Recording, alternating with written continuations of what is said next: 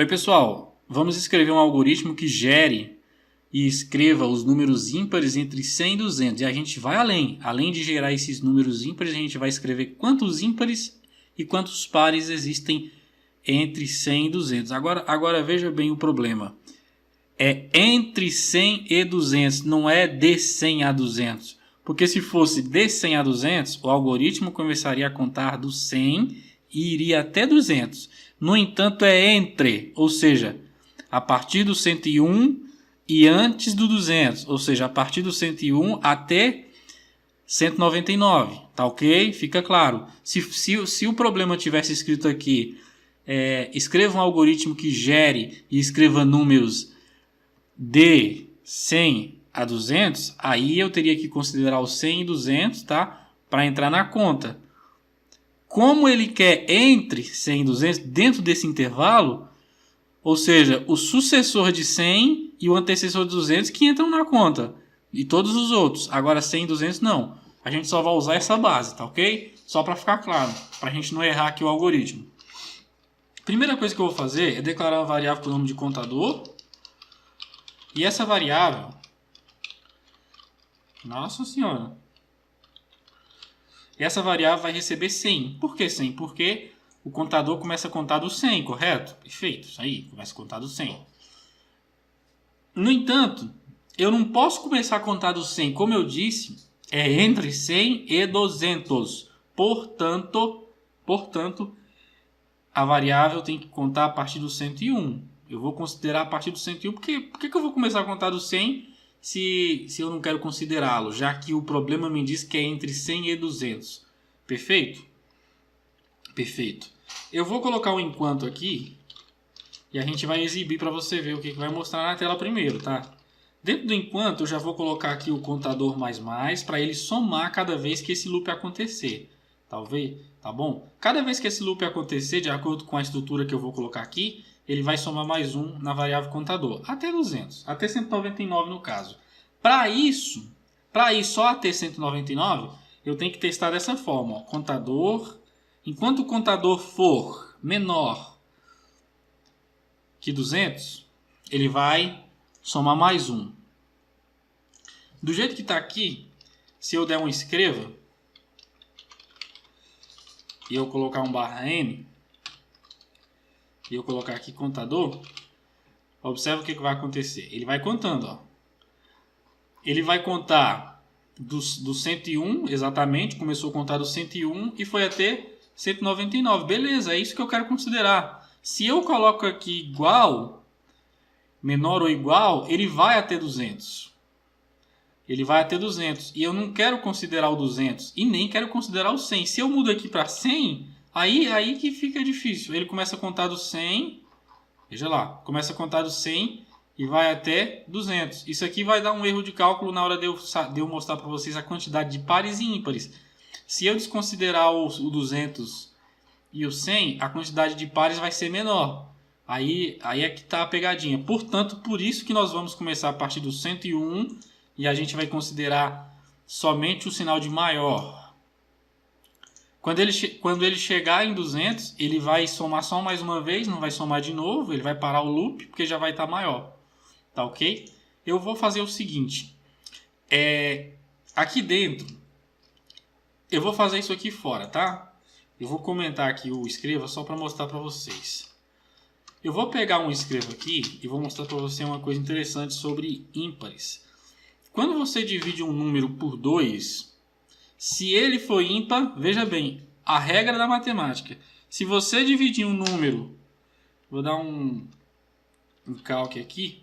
Se você dividir 101, que é ímpar, por 2, ele vai dar um número quebrado. Se ele der um número quebrado, significa que o resto é 1.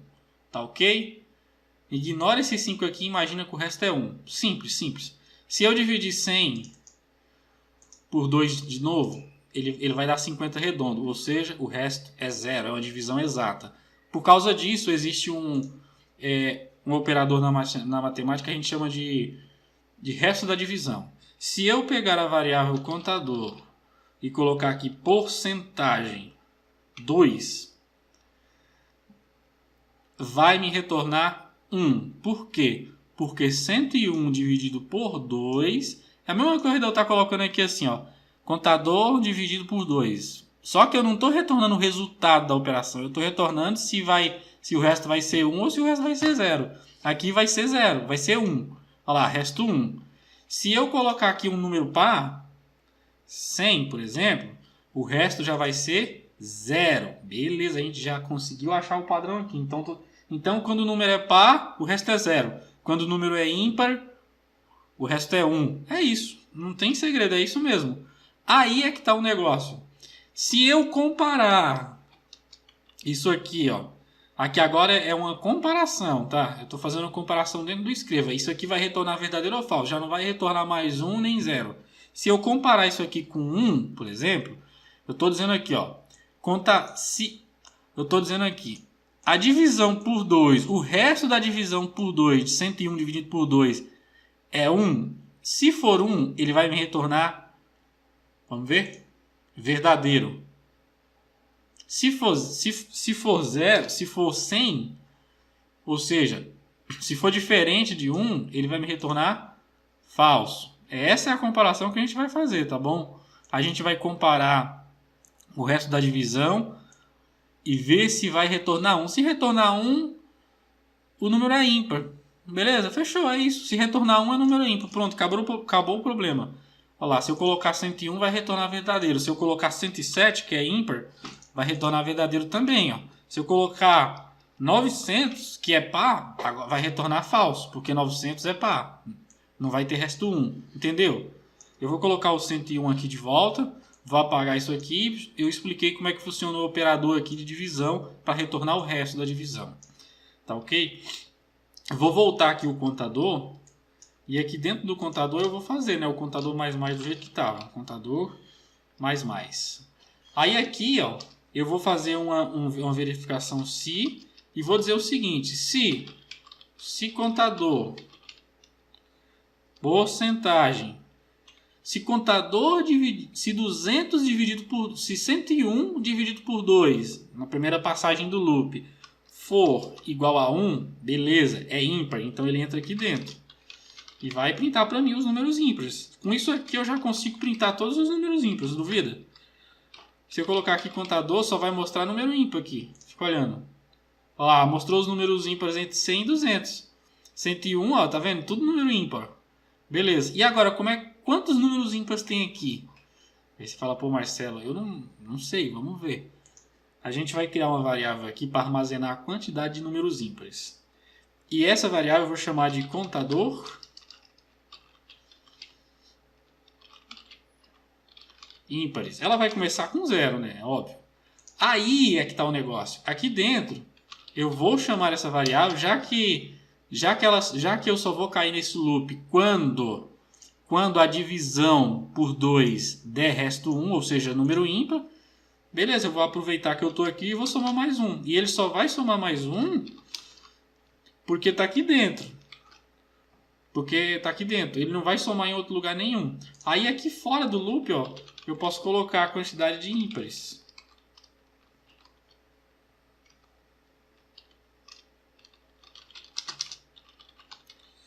Desse jeito aqui. Vou colocar um /n aqui no início.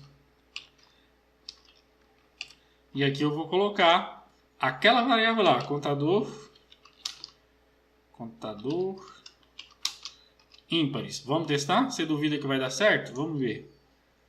Beleza, contou para mim 50 ímpares. Só que é muito grande para a gente saber se realmente tem 50 ímpares. Vamos mudar o algoritmo?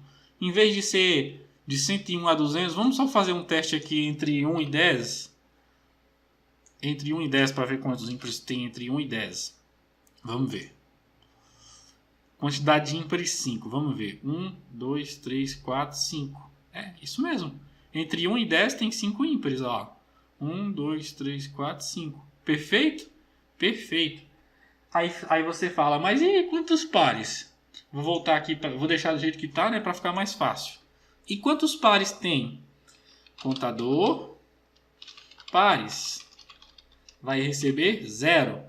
Se aqui retorna apenas ímpares, Se o resto 1 aqui da divisão do número aqui retorna apenas ímpares, ora, é óbvio que ao contrário disso vai retornar par. Então aqui o contador pares recebe. Aí eu posso simplesmente copiar aqui dessa forma. Vou dar um enter aqui, pares. E aqui eu coloco pares. Vamos testar? Vamos ver. Quantidade de ímpares, quantidade de pares. Eu vou pegar aqui e vou colocar aqui do 1 até o 10 aqui, 1, 2, 3, 4, 5, 6, 7, 8, 9, 10. Vamos ver quantos pares tem nesse intervalo aqui. Dentro desse intervalo aqui, esquece o 10, porque ele não passa do 10 aqui. Vamos ver. 1, 2, 3, 4. Quantos ímpares? 1, 2, 3, 4, 5. Perfeito. Vou voltar aqui para 101 e aqui para 200. Agora a gente vai ver. A quantidade de pares sempre vai ter um a menos, porque ele não passa de 200, né? Como eu havia dito, ele só vai até 199. Ele não passa de 200, já que o contador está programado enquanto for menor, né? Na verdade ele passa. Eu vou colocar um igual aqui para a gente testar. Agora vai retornar 50-50. Retornou 50-50 porque ele contou até 201. Eu não printei aqui, mas na verdade esse contador aqui, ele passou a valer 201. Só para você entender o que está acontecendo, eu vou exibir depois que terminar o loop o contador. Só para você ver o que eu estou dizendo com base ali, que aquilo ali pode confundir. Para você ver qual o valor do contador no final de tudo. Fica olhando. 201, viu? Por isso que ele contou 50-50. Ele considerou o intervalo aqui, por eu ter colocado o sinal de igual aqui, entre 101 e 200. Se eu tiro, aí agora o último valor vai ser 200. Olha lá, viu? Se eu coloco 199, já vai dar um número diferente. Já não vai dar o algoritmo correto que o professor pediu. Ele só conta 199. E aí erra a quantidade de ímpares, já que entre 101 e 200 a gente tem 50 ímpares. Viu aí? Beleza, pessoal? Deu para entender como é que funciona aqui o cálculo dos ímpares? Era isso que eu queria mostrar, tá bom? Se restou alguma dúvida, é só comentar aí, tá bom? Que a gente grava uma videoaula aí subsequente sobre isso. Beleza?